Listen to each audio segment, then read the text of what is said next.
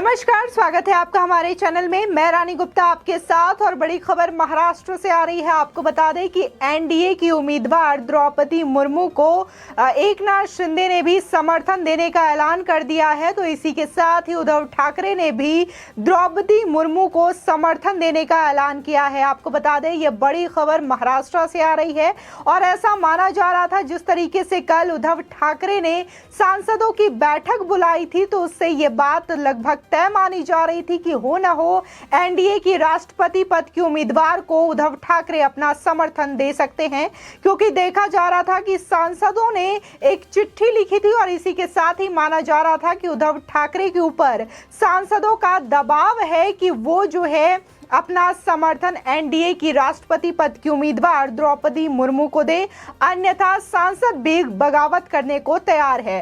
अब ऐसे में ये बड़ा सवाल उठता है कि जब उद्धव ठाकरे ने एनडीए की उम्मीदवार को अपना समर्थन देने का ऐलान कर दिया है तो क्या अब वो महाविकास अघाड़ी सरकार से अलग हो जाएंगे? क्या महाविकास अघाड़ी सरकार टूट जाएगी? क्योंकि देखा जा रहा है कि जो शरद पवार हैं एनसीपी के, उन्होंने इससे अभी कुछ भी नहीं कहा है। इसी के साथ ही कांग्रेस भी जो है वो विपक्षी खेमे में है और वो यशवंत सिन्हा का सपोर्ट करती हुई दिखाई दे रही है। और महाविकास अघाड़ी सरकार की बात करें तो उसमें 3 पार्टियां शामिल थी, शिवसेना, कांग्रेस और इसी के साथ ही एनसीपी। तो अब सीधे तौर पर उद्धव ठाकरे ने द्रौपदी मुर्मू को समर्थन देने का ऐलान कर दिया है। तो इससे बड़ा सवाल ये उठ रहा है कि क्या अब देखा जा सकता है कि महाविकास अघाड़ी टूट जाएगी। इसी के साथ ही माना यह जा रहा है कि सांसदों का लगातार दबाव बढ़ रहा था, इसी की वजह से उद्धव ठाकरे ने एनडीए की राष्ट्रपति पद की उम्मीदवार के लिए हामी भरी। आपको बता दें कि आज सुबह ही संजय राउत ने हालांकि इस बात का संकेत दे दिया था कि उद्धव ठाकरे गुट जो है वो अपना समर्थन एनडीए की राष्ट्रपति उम्मीदवार को दे सकता है, लेकिन अब उद्धव ठाकरे ने खुद इस बात का ऐलान कर दिया है। तो इससे जो तस्वीरें हैं वो साफ हो गई है कि महाराष्ट्र में एकनाथ शिंदे और इसी के साथ ही उद्धव ठाकरे का जो समर्थन है वो एनडीए के राष्ट्रपति उम्मीदवार को है। आपको बता दें महाराष्ट्र के सीएम एकनाथ शिंदे ने कहा है कि हम राष्ट्रपति चुनाव के लिए द्रौपदी मुर्मू का पूरा समर्थन करेंगे। हमारे सभी विधायक पीएम नरेंद्र मोदी के मार्गदर्शन में उन्हें वोट देंगे। आपको बता दें इसी के साथ ही उद्धव ठाकरे ने भी ये कहा है कि राष्ट्रपति चुनाव के लिए द्रौपदी मुर्मू को हमारा समर्थन है। बता दें आगामी 18 जुलाई को राष्ट्रपति पद का चुनाव होना है, जिसमें एनडीए की तरफ से द्रौपदी मुर्मू को उम्मीदवार बनाया गया है, जबकि उनके विरोध में विपक्षी दलों द्वारा यशवंत सिन्हा को उम्मीदवार बनाया गया है। महाराष्ट्र में फिलहाल शिवसेना ऐसे मोड़ पर खड़ी है जहां एक तरफ खाई है तो दूसरी तरफ कुआं वाली स्थिति है। उद्धव ठाकरे इस वक्त असमंजस की स्थिति से गुजर रहे हैं। उनके सामने एक तरफ पार्टी को बचाने की जिम्मेदारी है तो वहीं दूसरी ओर अगर वो मुर्मू को समर्थन देते हैं तो महाविकास अघाड़ी से निकलना पड़ सकता है।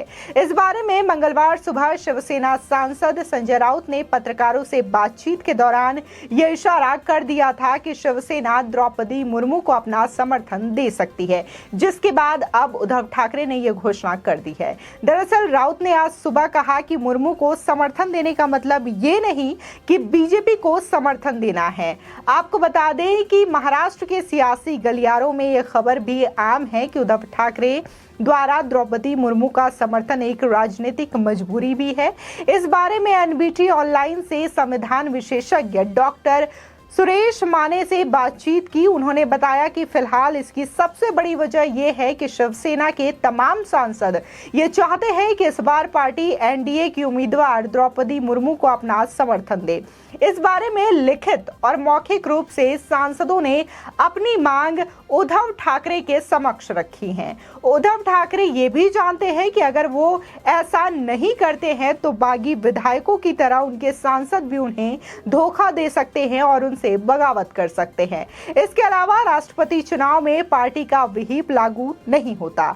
इसका सीधा मतलब ये है कि सांसद अपनी मर्जी के मुताबिक मतदान कर सकते हैं। ऐसे में उद्धव ठाकरे मौजूदा सियासी हालातों में सांसदों पर दबाव भी नहीं बना सकते, लिहाजा उनके लिए सांसदों की बात मानने वाला रास्ता ज्यादा मुफीद रहेगा। सुरेश माने ने यह भी बताया कि माना जा रहा है कि द्रौपदी मुर्मू को समर्थन देने के बाद शिवसेना महाविकास अघाड़ी से निकल सकती है। इसके पीछे भी कई कारण हैं। जिस दिन उद्धव ठाकरे ने मुख्यमंत्री पद से इस्तीफा दिया था, उसके कुछ घंटे पहले ही उन्होंने औरंगाबाद समेत 3 शहरों का नाम बदला था।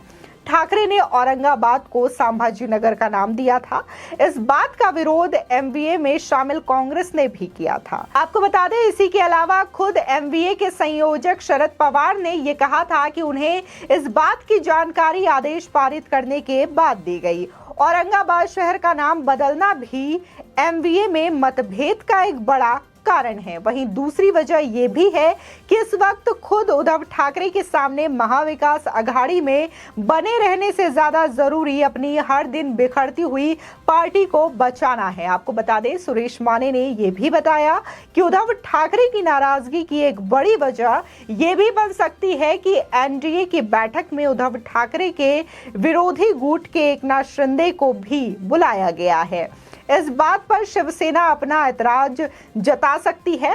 इसका मतलब ये भी हो सकता है कि एक तरह से शिवसेना को कम आंकने की कोशिश की जा रही है, जबकि अभी तक इस बात का फैसला नहीं हुआ है कि शिवसेना वाकई में किसकी है। आपको बता दें, इसको लेकर के जहां एकनाथ शिंदे एक और है, तो इसी के साथ ही उद्धव ठाकरे भी एक और है। इसी के साथ ही बता दें, सुरेश माने के मुताबिक मुर्मू को समर्थन देने से उद्धव ठाकरे से शरद पवार भी नाराज हो सकते हैं। इस बात की भी संभावना है कि उद्धव ठाकरे आने वाले दिनों में महाविकास अघाड़ी से निकल भी जाएं।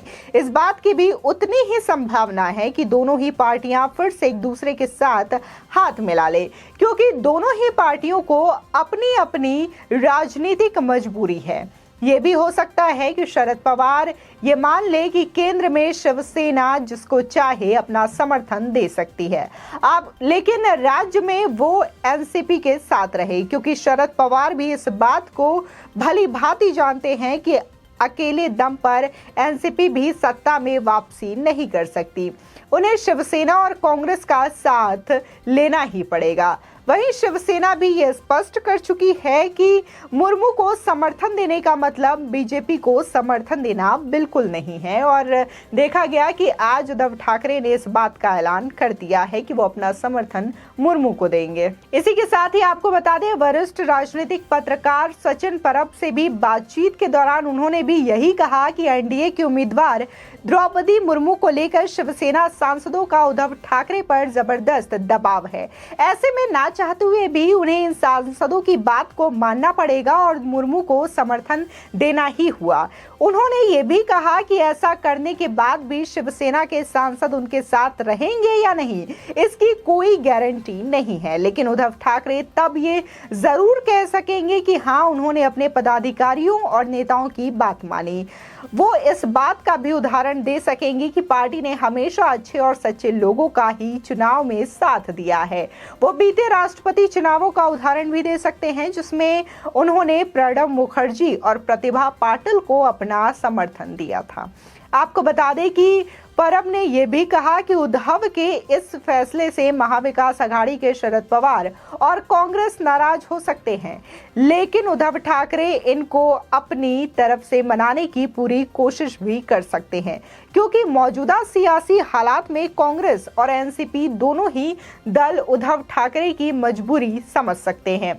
वहीं मुर्मू का समर्थन करके उद्धव ठाकरे ने अपने सांसदों को ये मौका नहीं दिया कि वो पार्टी पर हिंदुत्व विरोधी होने का आरोप लगाकर अलग हो सके। इसके बावजूद अभी भी शिवसेना से बगावत का खतरा टला नहीं है और जिस तरीके से खबरें आ रही है, कहा जा रहा है कि सांसद बगावत कर सकते हैं। आपको बता दें, आज प्रेस कॉन्फ्रेंस में जिस तरीके से संजय राउत ने मुर्मू के समर्थन देने का संकेत जो दिया था, उससे ये बात सिद्ध हो गई थी कि उद्धव ठाकरे भी इसको लेकर के जल्द ही घोषणा कर सकते हैं। बता दें, संजय राउत ने यह कहा था कि शिवसेना इसके पहले भी गठबंधन के उम्मीदवार के विपरीत जाकर मतदान कर चुकी है। इसका उदाहरण प्रतिभा पाटिल और प्रणब मुखर्जी हैं। इन दोनों की उम्मीदवारी के समय शिवसेना ने एनडीए के खिलाफ जाकर मतदान किया था।